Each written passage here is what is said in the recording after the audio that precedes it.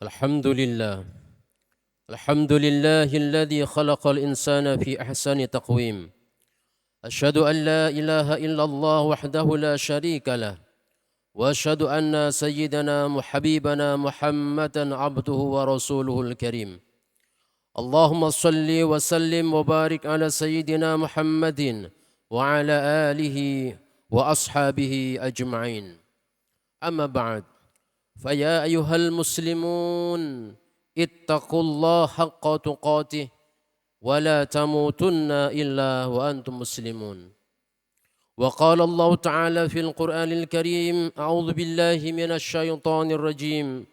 يا أيها الذين آمنوا كتب عليكم الصيام كما كتب على الذين من قبلكم لعلكم تتقون.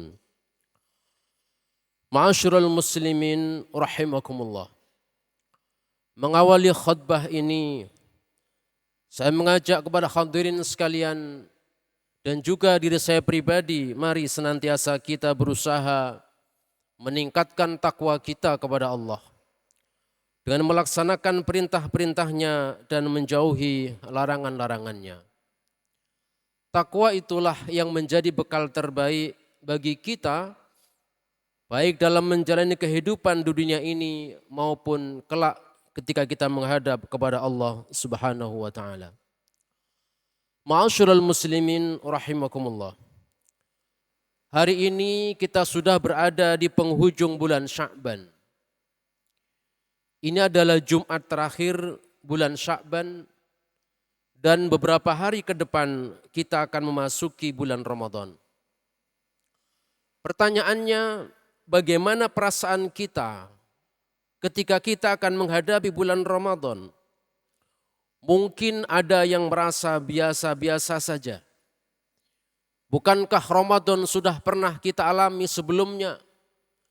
Bagi kita yang berusia 30 tahun, berarti kita sudah pernah bertemu Ramadan 30 kali. Yang 40 tahun sudah pernah bertemu 40 kali. Bukankah Ramadan itu hal biasa yang sudah pernah kita alami? Kalau kemudian kita menyambut, memahami dan merasakan Ramadan sebagai sesuatu yang biasa, maka sikap kita pun akan biasa-biasa saja. Karena biasa maka tidak ada yang perlu untuk dipersiapkan. Sebab kita melihat Ramadan sebagaimana bulan-bulan yang lain. Yang kedua, ada mungkin yang menyambut Ramadan dengan perasaan yang negatif. Dalam benaknya terbayang rasa lapar, rasa haus, mungkin badan terasa lemah, dan seterusnya. Dengan cara pandang negatif ini, maka sulit bagi orang semacam ini untuk bisa optimal di dalam Ramadan. Ketika Ramadan dipahami dengan rasa yang negatif, maka datangnya menjadi beban. Setelah kemudian dia datang, yang diinginkan adalah segera berlalu dan pergi meninggalkan kita. Yang ketiga, ada yang menyambut Ramadan dengan kebahagiaan, dengan al-farah was surur. Inilah yang dicontohkan oleh para sahabat, yang dicontohkan para ulama salafus sholih, sehingga dikatakan oleh Ibnu Rajab misalnya, kanu yad'unallaha sittata asyhur ayyuballighakum syahra Ramadan. Dulu para ulama berdoa kepada Allah berapa lama? 6 bulan sebelum Ramadan datang. Berdoa supaya dipanjangkan umurnya ketemu dengan Ramadan.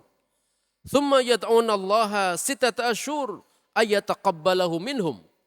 Setelah Ramadan usai, mereka berdoa supaya amalnya di bulan Ramadan diterima oleh Allah selama 6 bulan berikutnya. Ma'asyiral muslimin rahimakumullah. Pertanyaannya, mengapa kemudian para ulama begitu lama menunggu Ramadan sampai berbulan-bulan sebelumnya? Mengapa mereka begitu bahagia saat bertemu dengan Ramadan? Rasa bahagia itu timbul karena mereka memahami betul tentang pentingnya bulan Ramadan. lazimnya kita manusia, ketika ada sesuatu yang penting, tanda sesuatu penting itu kalau dia belum datang, kita tunggu datangnya. Kalau dia sudah datang, kita jaga dengan baik. Itulah tanda sesuatu yang penting. Misalnya uang. Kalau uang itu datang, belum datang, dicari. Begitu menjelang tanggalnya orang menerima gaji, dia bahagia. Begitu uang diterima, dia simpan dengan baik di dompetnya. Itu tanda sesuatu itu penting. Begitulah kemudian para sahabat memahami betul tentang Ramadan sesuai sesuatu yang penting. Maka para ulama kemudian menunggu datangnya sejak 6 bulan sebelumnya. Ini pula yang disampaikan Rasulullah menjelang bulan Ramadan. Beliau berkhutbah, atakum syahrul Ramadan. Akan datang kepada kalian bulan Ramadan, syahrun mubarak, bulan yang penuh barakah. Faradallahu alaikum siyamah, di bulan itu Allah fardukan puasa. Tuftahu fihi abwabul jannah. Di bulan Ramadan pintu-pintu surga dibuka. Wa tughlaqu fihi abwabul jahim. Pintu-pintu neraka ditutup. Wa tughallu fi maraddatus syayatin. Di situ setan dibelenggu. Wa fi lailatun hiya khairun min alfi syahr. Dan ada satu bulan, ada satu malam yang lebih baik dari 1000 bulan. Man hurima khaira faqad hurima.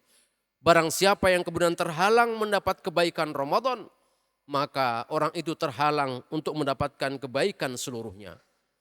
Ma'asyiral muslimin rahimakumullah. Ada satu kisah di zaman Rasulullah yang menunjukkan betapa luar biasanya Ramadan. An Talhah bin Ubaidillah. Dari sahabat Talhah beliau mengatakan, qadima 'alan nabi rajulani min Baliyah. Ada 2 orang yang datang menghadap Rasulullah dari suku Baliyah. Fa aslama ma'an, keduanya kemudian berislam bersamaan. Fa kana ahaduhuma asyaddu ijtihadan minal akhar. Di antara 2 orang ini yang satu sangat serius bersungguh-sungguh di dalam dia berjihad memperjuangkan agama. Fa ghazal mujtahid, kemudian dia berperang. Minhuma fastushhida. Satu di antaranya ikut Nabi berperang, kemudian orang ini meninggal dalam keadaan syahid. Thumma makathal akhar ba'dahu sanatan thumma tuwfiya. Yang satu Allah panjangkan umurnya setahun lebih akhir, kemudian dia meninggal. Tetapi meninggal dalam keadaan biasa. Faqala Talha, fara'aitu fil manam anna 'inda babil jannah. Lalu kata Talha, saya bermimpi. Setelah 2 orang ini meninggal, sahabat Talha bermimpi. Dalam mimpinya, kata dia, anna 'inda babil jannah, saya berada di depan pintu surga. Faidan ana bihima, kemudian aku melihat 2 orang itu bersama-sama di depan pintu surga. Fa kharaja kharijun minal jannah fa adzina alladhi tuwfiya al-akhir minhuma. Tuwfiya al-akhir minhuma. Kemudian datanglah malaikat dari dalam surga, lalu memberi izin kepada orang yang meninggal lebih akhir. Diizinkan untuk masuk ke surga. Tsumma kharaja fa'adhina lilladzi istushhida. Baru kemudian datang lagi malaikat dari dalam, memanggil orang yang meninggal dalam keadaan syahid. Tsumma raja ilayya faqala irji' fa innaka lam ya'ni laka ba'dun. Kemudian malaikat penjaga itu mengatakan, kamu pulang karena belum waktunya, kata Talha. Fa asbaha Talha yuhadditsu bihin nas. Begitu bangun tidur, pagi hari Talha kemudian menceritakan mimpinya kepada sahabat yang lain. Fa'ajibu dzalik. Orang-orang pada heran. Bagaimana mungkin orang yang meninggal dalam keadaan syahid justru dia masuk surga lebih akhir ketimbang orang yang meninggal dalam keadaan biasa.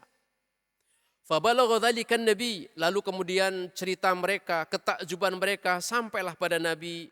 Faqala, lalu Rasul bertanya, "Mimma ta'jabun?" Apa yang kalian rasa heran? Qalu ya Rasulullah, hadza kana ashaddar rajulaini ijtihadan, thumma istushhida. وَدَخَلَ هَذَا الْآخِرَ الْجَنَّةِ قَبْلَهُ. Faqala Rasulullah SAW, Rasul kemudian mengatakan, apa yang kamu membuat takjub? Ya Rasul, saya bermimpi begini, begini, begini, begini. Kata Rasulullah, alaysa qad makatha hada ba'dahu sanatan. Bukankah orang yang masuk surga duluan itu Allah panjangkan umurnya setahun lebih akhir? Qalu bala. Ya Rasulullah, betul. Karena meninggalnya setahun lebih akhir ketimbang yang syahid.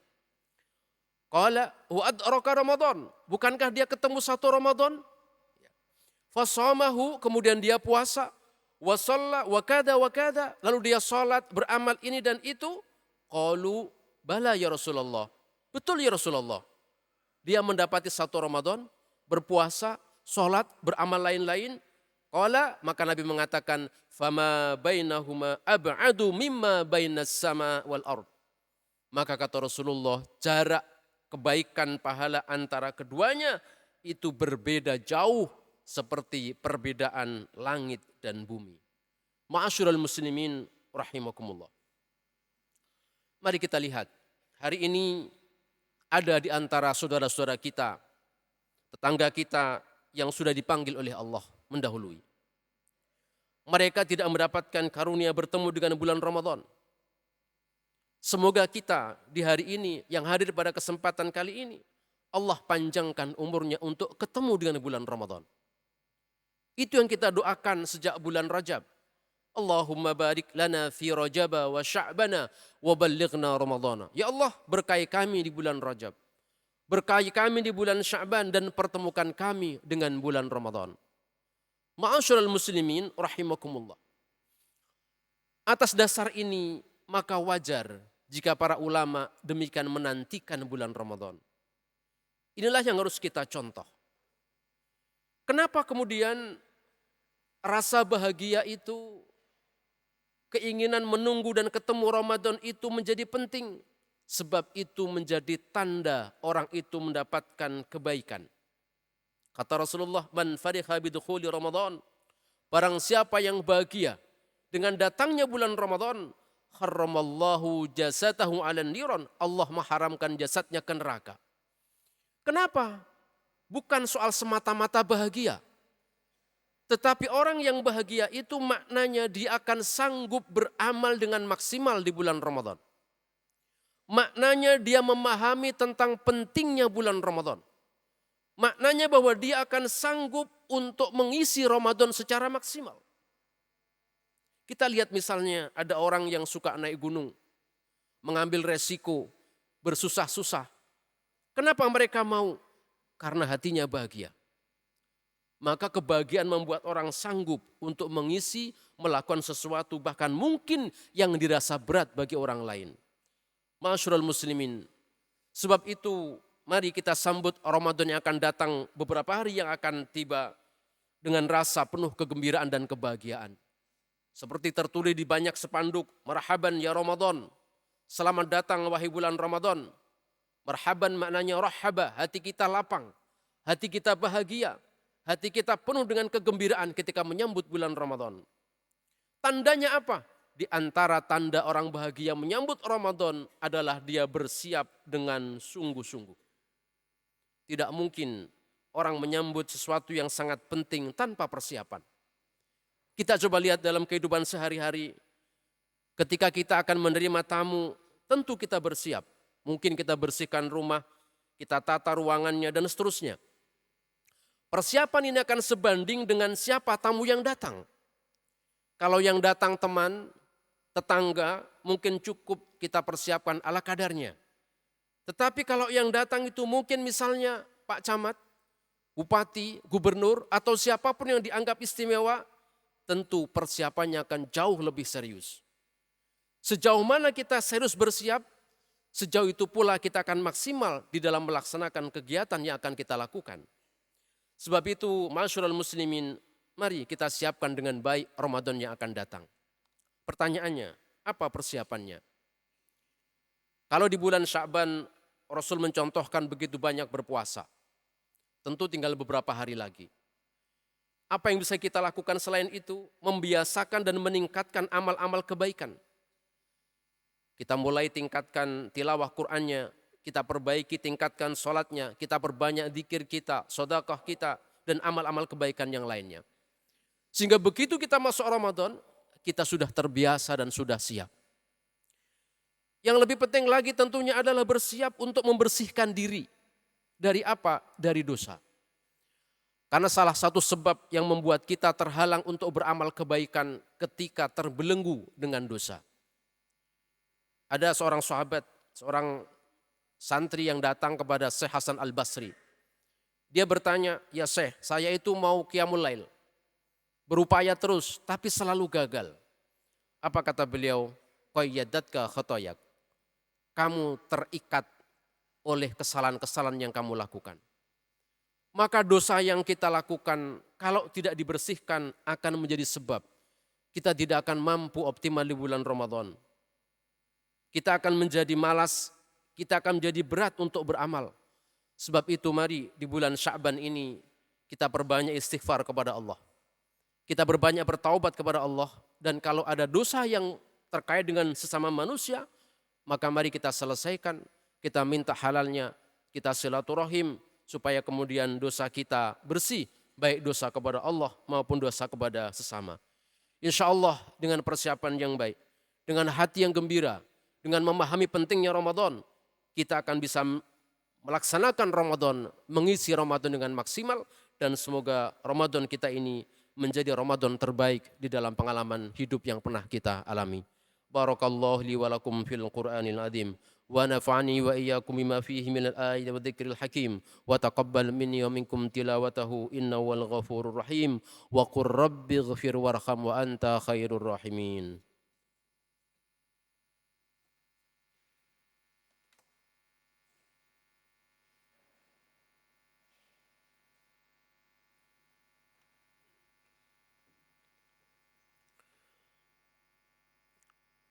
الحمد لله الحمد لله الذي هدانا لهذا وما كنا لنهتدي لولا أن هدانا الله.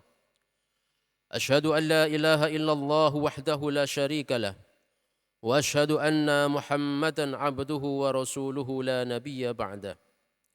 اللهم صل وسلم وبارك على سيدنا محمد وعلى آله وأصحابه أجمعين. أما بعد، فيا عباد الله، أوصيكم ونفسي بتقوى الله وطاعته لعلكم تفلحون. وقال الله تعالى في الكتاب الكريم: أعوذ بالله من الشيطان الرجيم، بسم الله الرحمن الرحيم. إن الله وملائكته يصلون على النبي يا أيها الذين آمنوا صلوا عليه وسلموا تسليما. اللهم صل وسلم وبارك على سيدنا محمد وعلى آله وصحبه أجمعين. اللهم اغفر للمسلمين والمسلمات والمؤمنين والمؤمنات الأحياء منهم والأموات إنك سميع قريب مجيب الدعوات يا قاضي الحاجات. اللهم اصلح لنا ديننا الذي هو عصمة أمرنا، واصلح لنا دنيانا التي فيها معاشنا، واصلح لنا آخرتنا التي إليها معادنا، والحياة زيادة لنا في كل خير، واجعل الموت راحة لنا من كل شر. اللهم اجعل بلدة إندونيسيا بلدة طيبة مطمئنة يأتيها رزق رغدا من كل مكان. ربنا لا تؤاخذنا إن نسينا أو أخطأنا. ربنا ولا تحمل علينا إصرا كما حملته على الذين من قبلنا. ربنا ولا تحملنا ما لا طاقة لنا به. واعف عنا واغفر لنا وارحمنا أنت مولانا فانصرنا على القوم الكافرين. ربنا آتنا في الدنيا حسنة وفي الآخرة حسنة وقنا عذاب النار والحمد لله رب العالمين ولذكر الله أكبر.